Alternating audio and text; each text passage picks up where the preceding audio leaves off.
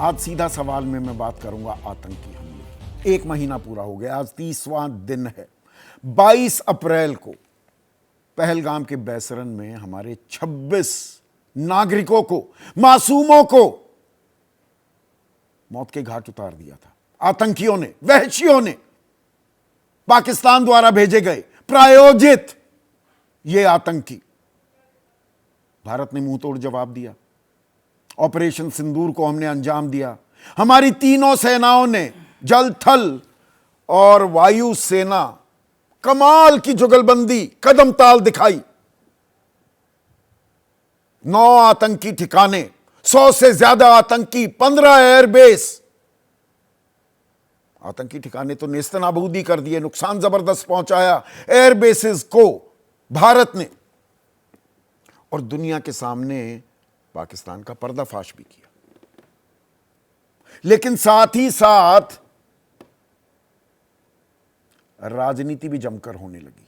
पहले तो एकजुट हो गया पूरा देश, एक साथ था। लेकिन 10 तारीख को जैसे ही युद्ध विराम हुआ, उसके बाद राजनीतिक संग्राम भी छिड़ गया कि भाई ये किन शर्तों पर किया गया है युद्ध विराम।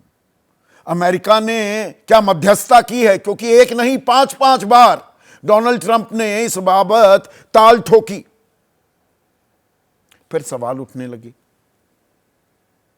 भारत का कितना नुकसान हुआ है, विमान कितने गिरे हैं भारत के, ये राहुल गांधी सवाल पूछने लगी। तो बात गद्दारी पर आ गई। कौन मीर जाफर, कौन जयचंद, कौन मुखबिरी कर रहा है, कौन पाकिस्तान की भाषा बोल रहा है। और यह सब तब जबकि हमारा जो प्रतिनिधिमंडल है, 7 प्रतिनिधिमंडल, सांसद हैं, नेता हैं, उसमें राजनयिक हैं, दुनिया को पाकिस्तान की पोल खोल कर रहे हैं, दुनिया के सामने अलग अलग देशों में जा रहे हैं, और यहां घमासान मचा हुआ है। तो पिछले 1 महीने में हमने क्या खोया और क्या पाया, इस पर आज चर्चा बेहद जरूरी हो जाती है। ऐसे में आपकी राय, आपके सुझाव और आपके सवाल, जो अब सीधा सवाल के अहम हिस्सा बन चुके हैं, उनका रहेगा इंतजार। तो 1 महीना हो गया है आतंकी हमले को। पहलगाम में, बैसरन में जो हमला हुआ, देश की आत्मा पर जो आघात किया पाकिस्तान द्वारा प्रायोजित आतंकवादियों ने, 26 हमारे मरे थे, और उसका जवाब दिया भारत ने ऑपरेशन सिंदूर के जरिए। जैसा मैंने आपको बताया, 9 आतंकी ठिकाने नेस्तनाबूद कर दिए, 100 से ज्यादा आतंकी ढेर कर दिए, 15 एयरबेसों पर नुकसान पहुंचाया, लाहौर में उनके एयर डिफेंस सिस्टम को तबाह कर दिया। तो जवाब तो दिया, लेकिन पाकिस्तान की पूंछ क्या सीधी हो गई? अब महीना भर हो गया है, तो इन सवालों के जवाब भी तो हमें तलाशने होंगे। 10 तारीख को युद्ध विराम की घोषणा की गई। अब इस बात को भी 11 दिन हो गए हैं। सेना के शौर्य, उसके पराक्रम, उसकी वीरता पर कोई सवाल नहीं, ना कोई शक व शुबा। जो सिनर्जी दिखाई दी, जो सिंक्रोनाइजेशन हुई, वो अभूतपूर्व थी, अद्भुत थी। 100 किलोमीटर अंदर तक बहावलपुर आतंकी ठिकाने खत्म कर दिए गए। प्रिसिजन जो होता है, जो टारगेटिंग थी और जिस तरह की जानकारी थी, उसका कमाल का इस्तेमाल करते हुए भारतीय सेना दिखाई दी। अब जब हमारे पास ऐसी जानकारियां हैं कि कहां कहां पर आतंकी ठिकाने हैं पाकिस्तान में, पीओके में, और सिर्फ पीओके नहीं, पाकिस्तान में भी उनको हम टारगेट कर सकते हैं, तो 1 महीने बाद भी हमें यह क्यों नहीं पता लग पा रहा कि ये जो पहलगाम के पापी थे, ये 4 आतंकवादी, ये कहां खो गए? 30 दिन हो गए, कहां खो गए? हमने पाकिस्तान को उसके घर में घुसकर मारा है, there is no doubt about it. पर जो हमारे घर में घुसे, हमारे अपनों को मारा, वो कहां गए और वो यहां तक पहुंचे कैसे? क्या वो जानकारी भी देश के सामने आएगी? आईजी, डीआईजी, एसपी रैंक के अधिकारी अभी जांच कर रहे हैं इस मामले की। पर वहां सुरक्षाकर्मी क्यों नहीं था, ये तो कोई बताएगा ना। कोई सुरक्षाकर्मी नहीं। 45 से 50 मिनट लगते हैं ऊपर तक जाने में बैसरन, पहलगाम से अगर आप ट्रैकिंग करेंगे या कोई घोड़ा खच्चर लेकर जाएंगे। एक भी पुलिस वाला नहीं, कोई अर्धसैनिक बल नहीं, कोई आर्मी नहीं। लेफ्टिनेंट विनय नरवाल 1.5 घंटे तक तड़पते रहे। बच सकते थे अगर मेडिकल सहायता मिल जाती, कोई था ही नहीं। अब ये ऐसा कैसे हुआ? और सर्वदलीय बैठक में यह जानकारी दी जाती है कि नहीं नहीं, ये तो खुलता ही नहीं है बैसरन, ये किसी ने जल्दबाजी में खोल दिया। उसकी पोल खोल भी हुई। 3 साल का, पिछले साल ही 3 करोड़ रुपए में कॉन्ट्रैक्ट दिया गया है। ये तो 365 दिन खुलता है। और मैं वहां जा चुका हूं, बहुत बार गया हूं। मेरी पसंदीदा जगहों में से एक है जम्मू कश्मीर। दिसंबर में भी गया, जनवरी गया, अगस्त में भी गया हूं। ये बात मैंने पहले साझा की। ये जानकारी कभी मिलेगी क्या? जैसे पुलवामा जो हुआ था और उसके बाद बालाकोट एयर स्ट्राइक की थी हमने 14 फरवरी 2019, तो 6 साल हो गए।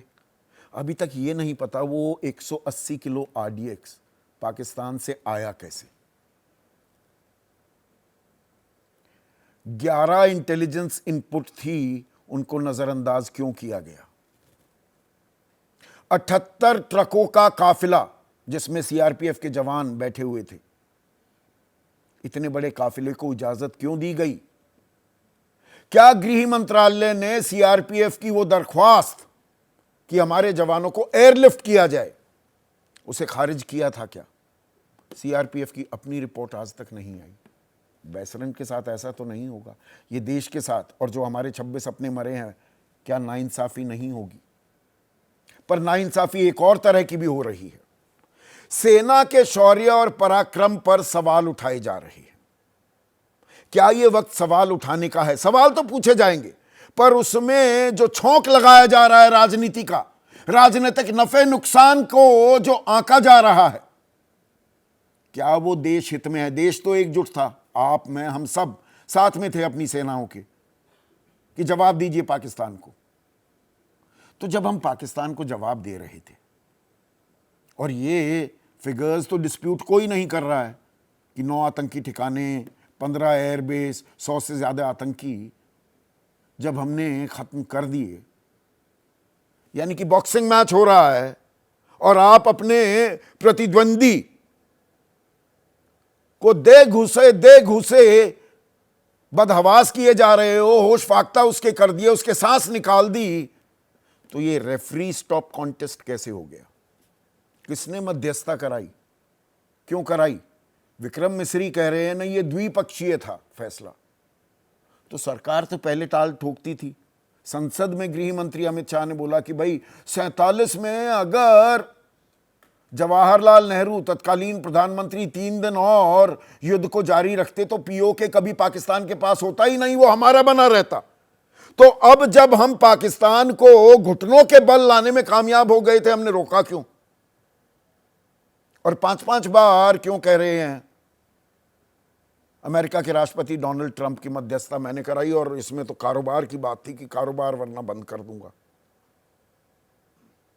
अब ठीक है, DGMO ने कह दिया, विदेश सचिव ने कह दिया, मैं उनकी बातें फेस वैल्यू पर लूंगा, पर यह सवाल तो देश को बताने होंगे ना खुलकर। विशेष सत्र संसद का क्यों नहीं होता? 62 में चीन के साथ युद्ध था तो विशेष सत्र हुआ था, वो नहीं हुआ। लेकिन एक सर्वदलीय बैठक के बाद वो प्रतिनिधि मंडल दुनिया भर के देशों में जा रहे हैं, तो वहां किन सवालों के जवाब दिए जाएंगे? पहले तो यहां पर भी सवाल है।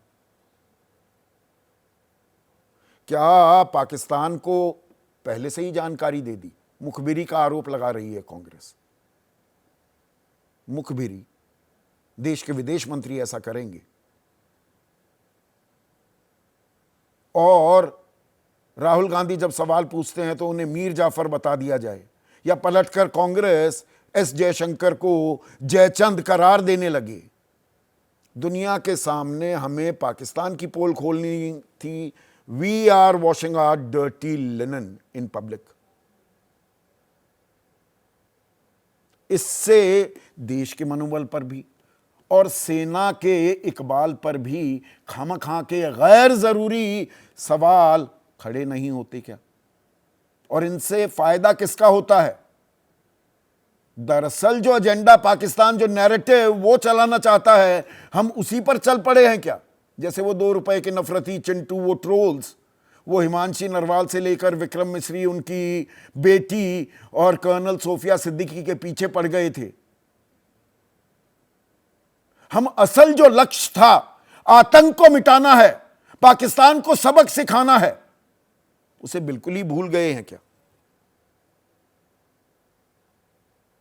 आज थोड़ा सा गंभीरता से इसके बारे में सोचिए, और इसीलिए ये चर्चा कर रहा हूं। ऐसे में आज का सीधा सवाल, और पहला सवाल ये बहुत जरूरी है, क्योंकि शुरुआत पूरे सिलसिले की कहां हुई? जब हमारे 26 लोग मरे, तो उसको 30 दिन हो गए।